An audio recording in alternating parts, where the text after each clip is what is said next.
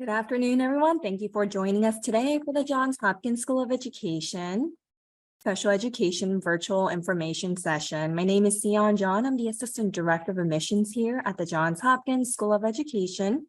Also presenting today, we have one of the special education faculty members, Dr. Rebecca Cruz, joining us today. And before we get started, I would like to cover a few housekeeping topics. First, today's webinar is being recorded. We'll be able to share the link to the recorded video with you within 1 week. There will be a Q&A session at the end of the presentation. Please type your question in the Q&A box and we will answer your questions. I would like to share the agenda for today's virtual information session. We'll start the presentation sharing an overview of the Johns Hopkins School of Education. Then Dr. Cruz will go over the details of the special education programs. Lastly, we'll wrap it up with admissions requirements, go over financial aid and scholarship, and leave the floor open for questions at the end.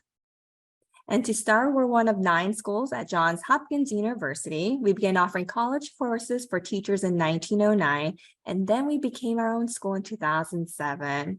We're proud to share that the Johns Hopkins School of Education is consistently ranked one of the top schools in education by the U.S. News and World Report.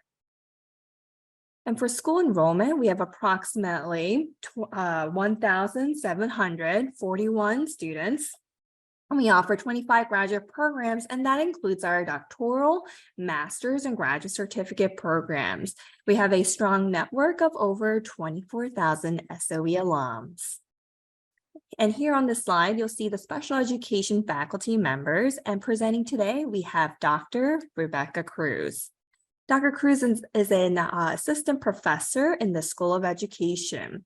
Her research interests include examining disproportionality in special education and discipline, and in redefining the concept of inclusion from a perspective that considers disability not as an individual trait, but as a product of political, social, and historical practices. Dr. Cruz teaches classes to students preparing to become special education teachers, including curriculum and instruction that provides creative learning experiences to diverse student populations. And prior to beginning her doctoral studies, Dr. Cruz worked in middle and high school settings to develop co-teaching and inclusion models. At this time, I'll hand the floor over to Dr. Cruz. Welcome. Hi, can you hear me? Yes, we can hear you, Dr. Cruz. Okay, good. Just checking to make sure I wasn't talking to myself, because that has happened to me before. It's great to be here. Thank you, everybody, for joining in. I will be talking to you a little bit today about some of our programs. I'm really excited to share. Also on this slide, though, you can see our program lead, Dr. Tamara Martyr. And she is really the lead of our BCBA programs and our autism certificate program. So I'll talk a little bit about that program, but I'll direct you to her for questions. And then also on this slide, you can see Dr. Shelton. She is the lead for our SEDIT program and a lot of our collaborations with Montgomery County. So if you're interested in that program specifically, I'll talk a little bit about it, but I'll also kind of direct you to her for more questions. So one of the things that our program really aims to address, one of our core focuses, is this critical shortage of special education teachers. This is really a across the United States phenomenon where our students with the most needs in schools are often taught by either long-term subs, or they don't have a qualified certificated special educator in their classroom supporting them. And this has been a really pervasive problem. And so a lot of the programs and supports that we get in our program are meant to address this specifically by creating a pipeline in Maryland and other places in the Mid-Atlantic to try and help address and professionalize the field of special education and increase those shortages and increase diversity in the field. And so in order to do this, we offer 3 distinct pathways right now, all that yield a master's in special education. We have a severe disabilities with an autism focus. Like I said, Dr. Martyr is the lead for that program. We offer a severe disabilities program with an applied behavior analysis focus. Again, Dr. Martyr would be the person to talk to about that program, but I can answer a few of your questions about that. And then what I'm going to focus on mostly today is our mild to moderate disabilities program. So that is really aiming for certificated teachers who want to teach students who are a little bit less severely affected by their disabilities, mostly in inclusion models, although we do work with some folks who are in, pull out our special day class settings. And yeah, we're aiming to sort of fill the pipeline through these pathways.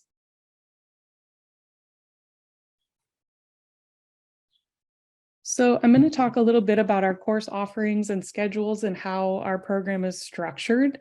We offer coursework right now in the summer, the fall, and the spring. So there are really 3 terms that you would take coursework.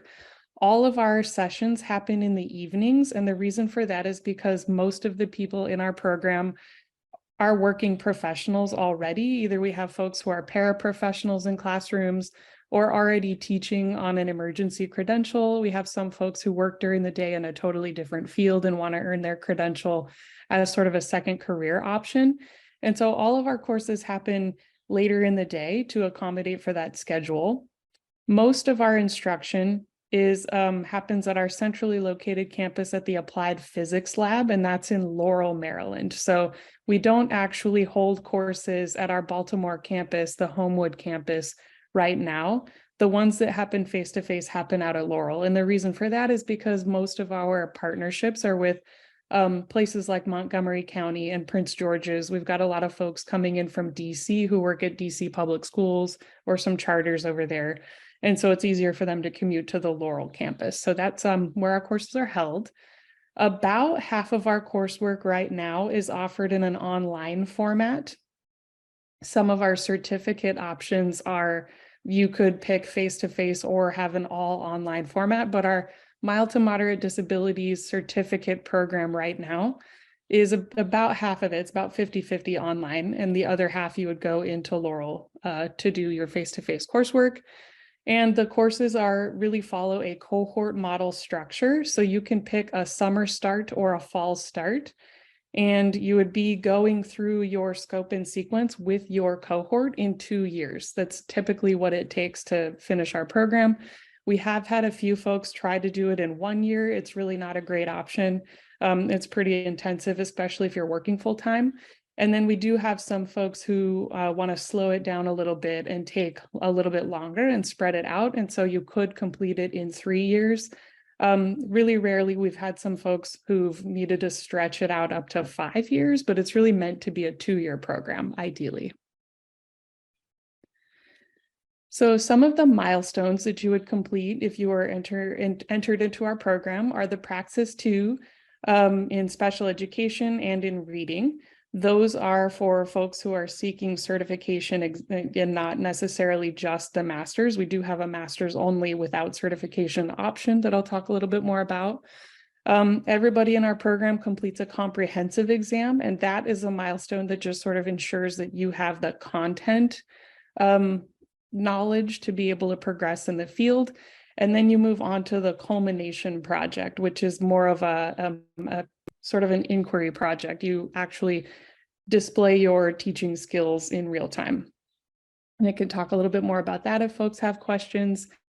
And then, like I said, we do have an option to just do a master's degree if you already have your certification, or if you're not interested in that, you could do an optional graduate project, and that is more like a master's thesis. So that is not required for folks seeking certification. It is an option, and it's a requirement for folks who are not seeking certification. So I hope that makes sense. I can clarify if not.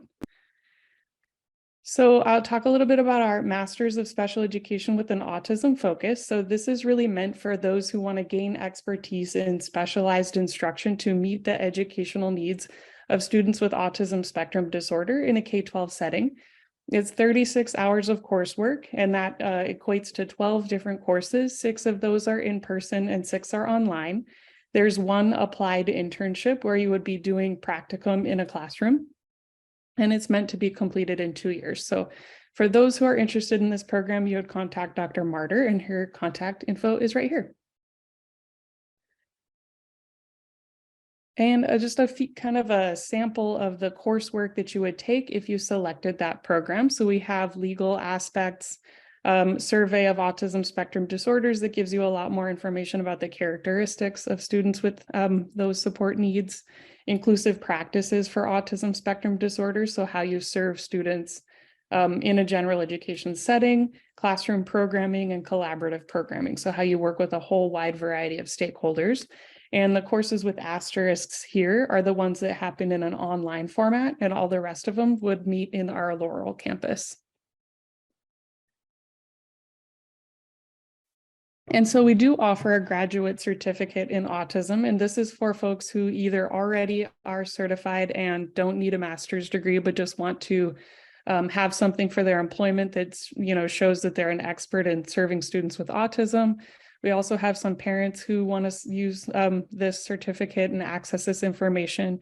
It's really meant for interested members of the community to gain practical knowledge in supporting autistic students and adults. And so it's an 18 credit program. It happens all online. It doesn't end with a master's or a credential, but it addresses a wide range of competencies that are necessary for effective educational programming for students with autism. So it's a really useful certificate for people who are looking for just something different than the master's degree. And then, like I said, the program that I typically work in at this point is the Master's of Special Education with the Mild to Moderate Disabilities focus. This program is really meant for you to gain expertise in specialized instruction to meet the educational needs of students with a wide range of disabilities in a wide range of educational settings. It is a Maryland State Department of Education approved program, and so you end the program with your certification. You can select either elementary or middle, and that covers grades 1 through 8, or secondary and adult, and that covers grades 6 through 12. So there is a little bit of overlap there for those who really want to teach middle school. An important thing to note here is that if you are already working in an educational setting for which you would like to use as your internship experience, the place that you're doing your internship needs to match your selected area of specialization. So if you're working in like a pre-K setting, it wouldn't work for an elementary credential. Or if you're working in secondary and you want an elementary credential, we would have to place you in an internship that matches the level, if that makes sense. And so we offer a lot of curriculum and instruction courses, math, spoken and written language, transition, behavior management, a wide range of courses I'll talk a little bit more about in a second. It's 39 credits worth of coursework, and that translates into 13 courses. And there are 2 semesters of internship. So that's when you would be placed in a classroom setting, really getting that hands-on practical experience. And again, it's meant to be completed in 2 years. So here we go. This is a sample of our coursework, the scope and sequence. And so you can see that you'd sort of learn about characteristics of students with different disability classifications, instructional planning and management, legal aspects. So you'd cover things in there like how to write a legally defensible IEP that actually helps students make growth, collaborative programming. So working with a wide variety of stakeholders within educational settings. And then we've got a couple of different curriculum and instruction courses, which, like I said, are really geared towards access and inclusion and helping students from a wide range of backgrounds gain access to a wide variety of content and curricula. And then, like I said, Dr. Shelton is the person that's working with our SETIT program, and that is a partnership between Montgomery County Public Schools and our program. It is a 2-year cohort program, and you end with a Master's of Special Education, and it's part of the MMD pathway. So it's integrated into the MMD credential. But folks who are already working with Montgomery County as an employee are eligible for their special education certification through our program. And then your internship is a job embedded situation. So wherever you're working with Montgomery County is where you would be placed for your internship. And then you can receive your salary and benefits as an employee, and they reimburse for part of the tuition for our program. So it's a really interesting, really fun. It's nice to go through with the cohort. You get a lot of people that are supporting you in your practice. And if you want more information, Dr. Shelton is the person to talk to. So in thinking about what makes an ideal candidate for our program, if you're looking for this MMD focus, then it's really the best if you are looking for certification, if you want to teach. We also really have a lot of students who enter our program wanting to eventually take on leadership roles or eventually work on research, maybe get a PhD or an EDD.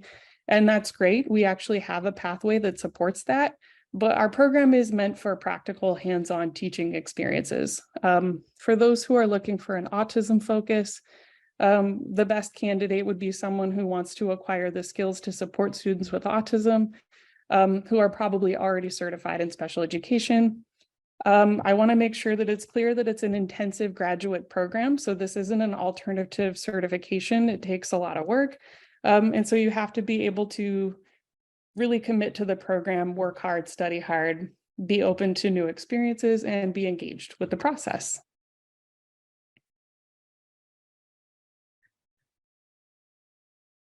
Is this me? Thank you, Dr. Cruz. We'll take it from here. So now we're going to continue by going over the application requirements. First, a 3.0 or better cumulative undergraduate grade point average. Applicants must submit a completed application, which can be found on the school's website. Keep in mind the application fee is $80. We'll need official transcripts from all post-secondary institutions that you have attended. Again, we'll need all official transcripts, including institutions you may have taken courses but did not receive a degree. An essay, a current resume, 2 letters of recommendation. And for the mild to moderate program, the test scores are required if your GPA, undergrad GPA, is less than a 3.0. And applicants who meet admissions requirements will be asked to interview to ensure that their goals align with the program's goals before an offer of admission. And there are a few additional steps you need to take in order to complete the application process. If you're an international student, you must submit a TOEFL or IELTS score. And if your degree was completed outside of the US, you'll need to complete a course-by-course evaluation. Additional information can be found on the school's website. And the tuition for the 2023-2024 school year is for face-to-face courses, $1,025, and for a cost per course is $3,075. And for online course, it's $1,025 per credit, plus a $20 per credit technology fee, which comes up to $3,135 per course.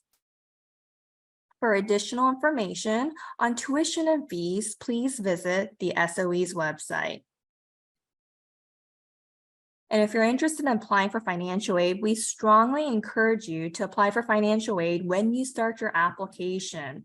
The School of Education, we offer a limited number of partial need-based institutional scholarships each year. The awards range on average from $800 to $3,000 per semester, and it's applied to tuition expenses beginning in the fall semester. Keep in mind, to apply for the SOE endowed scholarships, students must complete the FAFSA form. To learn if you qualify for the endowed scholarship or have any questions regarding financial aid, please visit our school's website. Thank you for attending the special education virtual information session. At this time, we would like to open up the floor for questions. And Dr. Cruz, it looks like we have a question regards to the program. Do we have a fully online program? Thank you so much for the question. Yeah, and we get asked this a lot. And at the moment, our program isn't fully online, our mild to moderate credential program. And the reason for that is because there are a lot of things about the experience of our credential program that you really need to be able to come in and do face to face. So working with assessment batteries, some experiential learning things that we offer that are a little bit different than the typical fully online programs. We do our certificate programs that Dr. Martyr runs that don't come with a credential. There is an option to do those fully online if you would like. And we currently are working on building a master's degree without a credential that is more online, but currently it's about 50-50 online and in person. Thank you, Dr. Cruz. And I saw some students who joined a little bit later. Where are the classes offered for the in-person courses? Yeah, another question that we get kind of a lot. So like I mentioned in the talk, our courses are all the face-to-face courses happen at our Laurel, Maryland campus. They happen at the Applied Physics Lab. And there are a few reasons for that. One is because we have a lot of partnerships right now with Montgomery County, with Prince George's County, and we work with a lot of folks working in DC. And so commuting to the Laurel campus is a lot easier for most of our students than making it all the way into Baltimore and going to Homewood. So that's the logic there. There's also free parking, which is nice. And there's also a lot of places to snack, grab a snack before you come into class, which is nice. So just a little bit more amenities than coming into Homewood. So all at the Laurel campus. Thank you, Dr. Cruz. So while we wait for some questions, we do get some frequently asked questions here in the Office of Admissions. The first one is, we have students who are interested in working full-time and then attending school part-time. So approximately how many hours per week do you think in terms of how many hours should a student allocate per week on coursework?